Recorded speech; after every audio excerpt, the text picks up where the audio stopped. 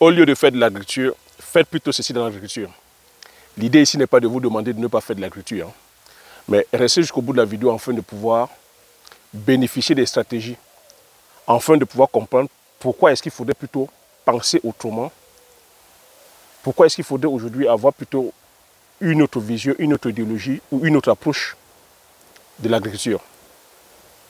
Donc, reste jusqu'au bout de la vidéo afin que je puisse partager le fond de ma pensée, afin que je puisse développer avec toi. Si tu me découvres pour la première fois, je m'appelle Thierry Toukou. Sur la chaîne, je parle d'entrepreneuriat, je parle d'investissement. Le but de la chaîne est ici, enfin, de valoriser et de vulgariser les produits du terroir africain. Si j'ai créé la chaîne, c'est en fait de partager mes astuces et techniques business, de partager mon mindset, afin de t'aider dans tes réalisations ou soit dans tes futures réalisations. Je suis entrepreneur agricole sur des spéculations telles que le poivre du Cameroun, comme nous appelons poivre de Penja, sur la culture du palmier à huile, sur la culture du ricinendron et l'autre comme nous appelons Akpi, Swanjansa, avec pour finalité de créer une marque spécifique à nous, dont on mettra sur le marché physique et sur le marché virtuel, afin de vous servir. Donc c'est les thématiques qui te parlent, n'hésite pas à t'abonner, en appuyant sur le petit bouton rouge, en validant la cloche, afin de ne pas manquer plusieurs vidéos que je diffuse sur la chaîne Enfin de t'aider. Donc la vidéo d'aujourd'hui, c'est une vidéo encore qui se veut très stratégique. Tu vois que ici, si j'ai créé la chaîne, c'est afin de venir partager sur le plan stratégique comment est-ce qu'on devait produire. Parce qu'on ne se doit plus de produire pour produire, on ne doit pas aller gagner de l'argent pour gagner de l'argent. Tu vois que depuis 2 ans ici, il y a une idéologie. J'ai une feuille de route que je suis. Je suis là, comme j'ai dit, afin de valoriser et de vulgariser les produits du terroir. Je suis là afin de promouvoir, c'est-à-dire que la production africaine. Je suis pour qu'on puisse avoir une autonomie sur le plan alimentaire. Je suis là pour qu'on puisse faire une agriculture ou un élevage ou un business qui profite d'abord au continent, qui profite d'abord aux Africains. C'est ça l'idéologie. Et c'est ça qu'il faut intégrer. Donc maintenant, pourquoi je dis ici qu'au lieu de faire l'agriculture, faites plutôt ceci. Donc, je suis le premier ici. Il faudrait qu'on soit clair, il faudrait je sois transparent avec toi. Mon objectif ici n'est pas de te brider de venir faire l'agriculture, si tu as bien remarqué. Si tu as remarqué, je suis ici, voilà, c'est la pédagogie. Je ne t'impose aucune culture. Je ne t'impose aucune spéculation sur le plan de l'élevage. Mais je suis ici afin de te véhiculer une idéologie, de te véhiculer une façon de produire. De te dire comment est-ce qu'on pourrait faire afin qu'on puisse impacter le continent d'abord. Comment tu pourras te faire pour être autonome. C'est ça le fil conducteur. Aujourd'hui, quand je dis au lieu de faire l'agriculture, tu sais très bien que je ne vais pas ici t'interdire de faire l'agriculture. Mais je veux plutôt te demander, toi qui veux commencer, toi qui veux te lancer, observe déjà d'abord l'environnement. Pourquoi tu veux te lancer? On sait aujourd'hui que voilà, l'agriculture en Afrique est faite par au moins 70% de la population africaine. Quand on dit 70%, c'est parce que nous sommes sur des petites superficies, 2 hectares, 3 hectares. Est-ce que c'est ça le problème? Je ne pense pas que ce soit ça le problème, parce qu'on constate aussi qu'en Afrique, nous produisons, mais 60% de ce que nous produisons va à la poubelle. Pourquoi? Par faute d'infrastructure, parce qu'on n'a pas de bonnes routes, parce que, voilà, par faute de logistique, parce que il n'y a pas de voiture, il n'y a pas de camion qui puisse venir comme ça récupérer la production des paysans. Tu vois que c'est ce que je voudrais t'éviter un peu.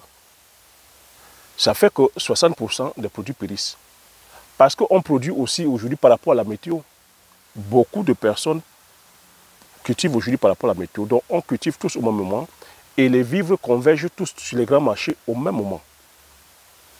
Ce qui fait que on a comme ça, c'est-à-dire qu'en un laps de temps, trop de production et qui derrière, comme on ne maîtrise pas la chaîne de production, la chaîne de transformation ou de conservation, on a des produits qui périssent.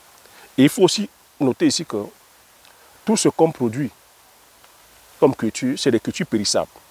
Donc tout ce qui est tomate, en termes de maraîchage, tomates, carottes, tout ce qui est maraîchage, c'est périssable.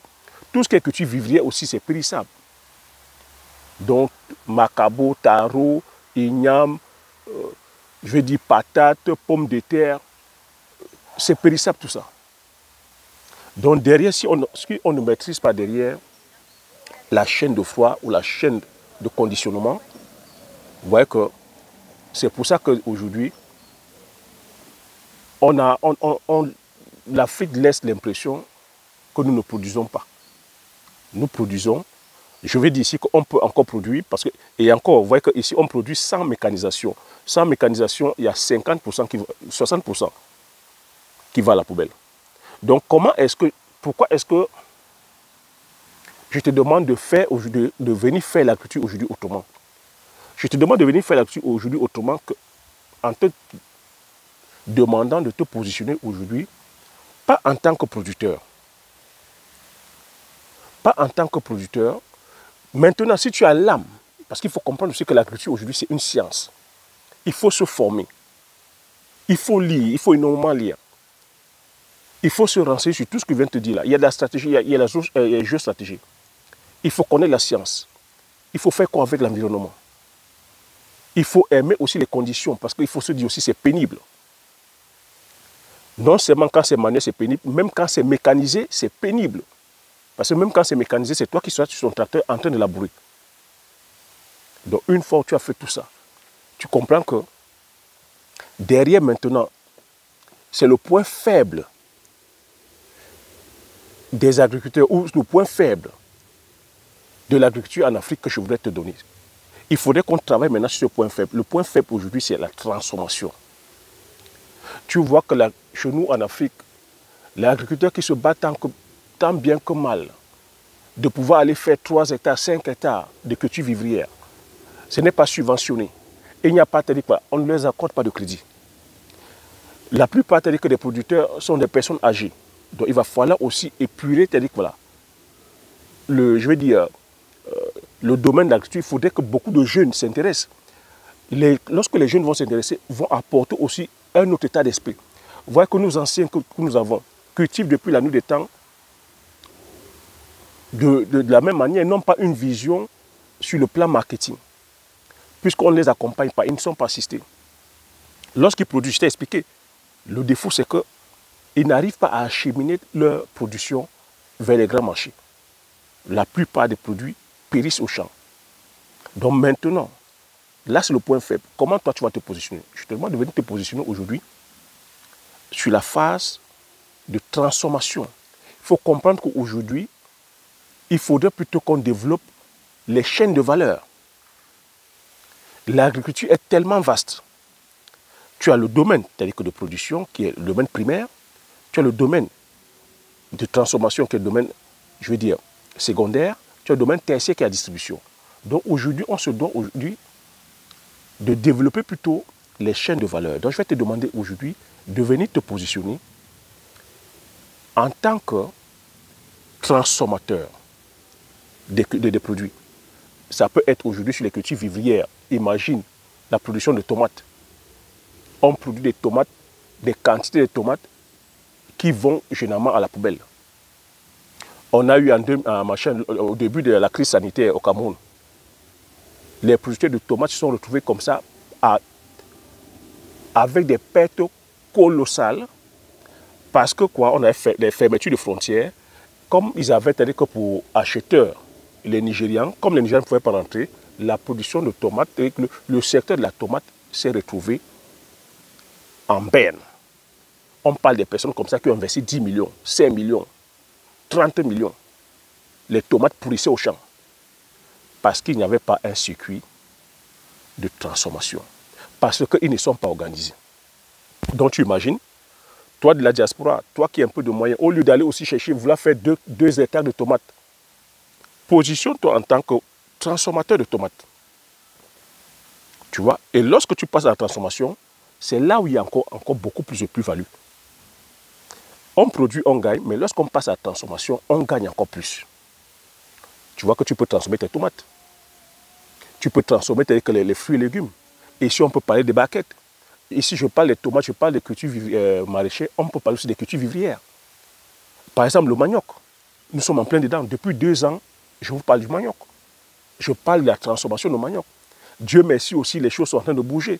Vous êtes en train de prendre conscience de la nécessité aujourd'hui de pouvoir valoriser et vulgariser nos produits de terroir. Le manioc est produit en quantité industrielle partout en Afrique subsaharienne. Donc tu peux te positionner aujourd'hui dans la phase de transformation de manioc. Tu peux décider de faire la tchéké, tu peux décider de faire la farine, tu peux décider de faire les bobolos, tu peux décider de faire des miondos.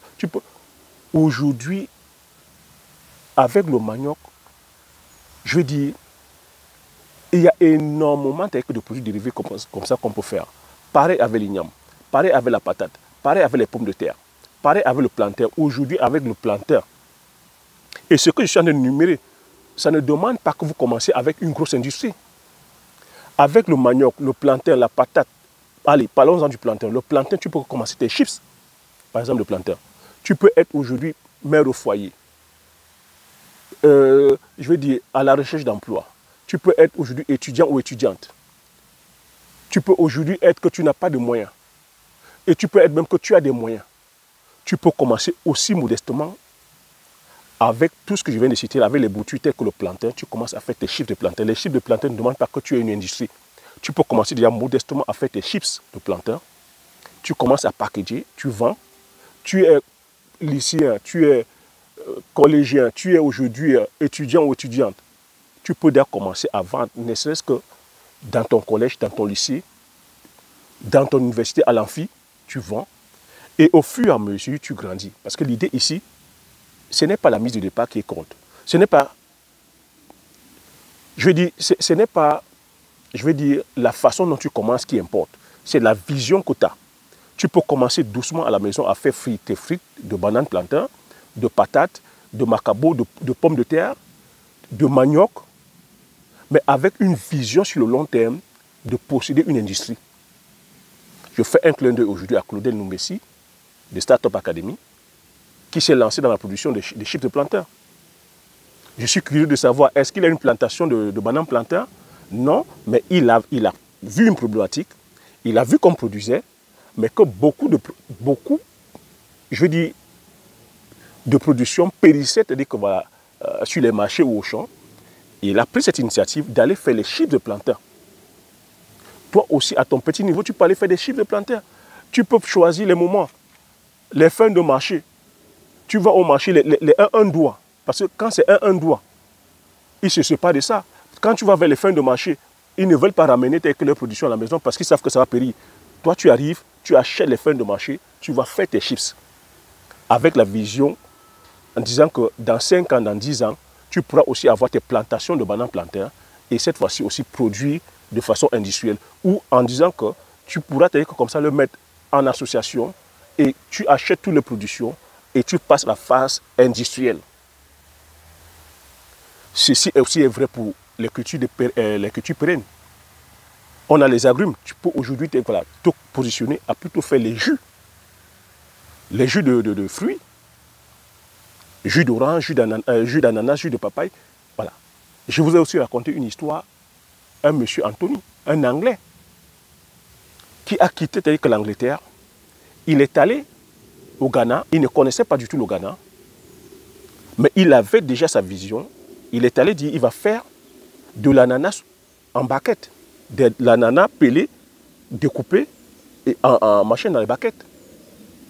Il est allé, au bout de 10 ans, il a bâti un empire. Il ne connaissait personne au Ghana. Il est allé acheter la production des producteurs. Il a installé une petite unité de transformation de découpe de fruits d'ananas. Est-ce que ce n'est pas l'ananas que nous avons? On a l'ananas qui périt au champ. Nous avons l'ananas, ce que nous faisons, nous les vendons entiers. On ne pense pas passer à la phase de transformation. Vous voyez, le monsieur aujourd'hui, Anthony, son entreprise Blue Sky, fait des recherches Blue Sky, il est le pionnier. C'est grâce à lui qu'aujourd'hui vous avez des fruits, vous mangez des fruits prédécoupés sous baquette. Son entreprise brasse aujourd'hui plus de 120 millions de dollars par année. 120 millions. Il est parti avec une mise de 30 000 euros. J'interpelle la diaspora. Il est parti avec une mise de 30 000 euros. Aujourd'hui, il a un empire qui brasse 130 millions, 120 à 130 millions de dollars par an. Au Ghana, c'est-à-dire qu'il est incontournable. Il a créé des écoles, il a créé une ville. Il est arrivé dans un village, il a transformé ce village-là en ville. Il y a des écoles, il y a des collèges, il y a des hôpitaux, il y a des points d'eau. Il embauche aujourd'hui plus de 3000 personnes. Voilà, c'est-à-dire qu'une successful solide. Voilà ce que nous devons aujourd'hui aussi faire. Au lieu de venir tous vouloir, c'est-à-dire que nous cantonner dans la production, il faudrait plutôt qu'aujourd'hui qu'on développe les chaînes de valeur. Parce qu'en développant les chaînes de valeur, qu'est-ce qu'on va créer? On va créer la main-d'œuvre. Parce que lorsqu'on passe à la phase de transformation, ce sont nos techniciens, nos polytechniciens, nos ingénieurs, nos inventeurs qu'on va mettre au travail parce qu'ils vont commencer à penser, à réfléchir comment fabriquer le matériel, les machines, les ustensiles permettant à faciliter la transformation. Vous voyez que ça, c'est une chaîne de valeur. Lorsqu'on passe à la phase de transformation, qu'on a déjà maintenant les machines, on va c'est-à-dire créer encore une autre chaîne de valeur qui est la transformation. On va transformer ces produits-là, apporter de la plus-value. Lorsqu'on passe à la phase de transformation aussi, l'autre chaîne de valeur aussi, c'est le packaging. On aura les designers, on aura comme ça c'est-à-dire que des marketeurs, on aura c'est-à-dire que des vendeurs, on aura c'est-à-dire que des comptables, on aura... C'est des chaînes de valeur multiples comme ça qu'il faut créer. Voilà comment est-ce qu'il faudrait qu'on pense aujourd'hui l'agriculture. Au lieu d'aller faire l'agriculture comme on fait là maintenant, au lieu de tous rentrer dans la production, il faudrait plutôt maintenant penser out the box, se dire oui, je suis dans le secteur agricole, mais voilà la chaîne de valeur que j'apporte. Maintenant, si tu as la capacité de faire les deux, de pouvoir produire et transformer, c'est encore meilleur. Parce que je tiens aussi à répéter ici que tout le monde n'a pas l'âme d'agriculteur. Ce n'est pas tout le monde qui sera prêt à aller payer le prix de se mettre au champ, d'aller braver l'environnement, braver la météo, braver les difficultés, parce que oui, il faut se le dire, être agriculteur, ce n'est pas de tout repos. C'est contraignant, c'est pénible, c'est difficile, il faut avoir le mental, il faut être courageux, il faut être persévérant, il faut avoir une vision sur le long terme, il faut être patient, il faut être déterminé. Mais une fois on a fait tout ça, conviendrez avec moi qu'il serait aberrant que toute cette production soit en train de périr. Parce que tu as dit que la personne qui a fait tout ça n'a pas peut-être les moyens de passer à la phase de transformation, ou peut-être parce que la personne qui a fait tout ça n'a pas cette vision sur le long terme, vision de se dire il faut passer à la phase de transformation. C'est pour ça que chacun, avec ses moyens, chacun, selon, je vais dire aujourd'hui, ses sensibilités, se doit aussi de venir enrichir la chaîne de valeur. L'agriculture, c'est un domaine qui paye gros. C'est un secteur ultra rentable. C'est un secteur qui va créer des millionnaires et des milliardaires. C'est un secteur aujourd'hui, c'est le seul secteur, vous vous rendez compte, qui tourne. L'économie, c'est-à-dire qu'en Inde, beaucoup de spéculations, c'est-à-dire que voilà, sont en difficulté. Et il n'y a que le domaine alimentaire, le domaine agroalimentaire qui fonctionne parce que depuis la nuit des temps, l'homme, sur le plan physiologique, a besoin de se nourrir pour vivre. Est-ce qu'on peut vivre sans manger, même en temps de guerre? Est-ce qu'on peut aller lutter le ventre affamé? On ne peut pas lutter le ventre affamé. Donc, on aura tout besoin de consommer. Donc, c'est un secteur comme ça qui est ultra rentable. Donc, on se doit plutôt de bien réfléchir, de pouvoir, c'est-à-dire que mettre nos forces en synergie, donc créer les différentes chaînes de valeur, afin de pouvoir booster, c'est-à-dire que l'agriculture africaine et booster l'économie africaine. Et ce n'est que comme ça qu'on pourra être autonome et indépendant sur le plan de notre consommation, en valorisant et en vulgarisant nos produits du terroir. Voilà ce que j'avais à partager cette vidéo. J'espère que tu as aimé et j'espère que tu as appris quelque chose. Si tu as aimé, laisse un like. Laisse-moi aussi tes suggestions. Hein. Dis-moi ce que tu penses par rapport à ce que je viens de dire. Laisse-moi dans les commentaires ce que tu penses. Partage massivement la vidéo autour de toi afin que vous soyez comme ça plusieurs informés de ces enjeux-là. Abonne-toi si tu n'es pas encore abonné, afin de pouvoir faire grandir la communauté des visionnaires. Comme j'ai coutume à dire, l'information c'est la connaissance c'est la richesse. Une fois que tu as ces informations, tu appliques tes stratégies et tu passes l'action massivement afin d'impacter ta vie et impacter la vie de tous ceux qui t'entourent. Sur ce, je te dis merci et aux prochaines vidéos. Ciao.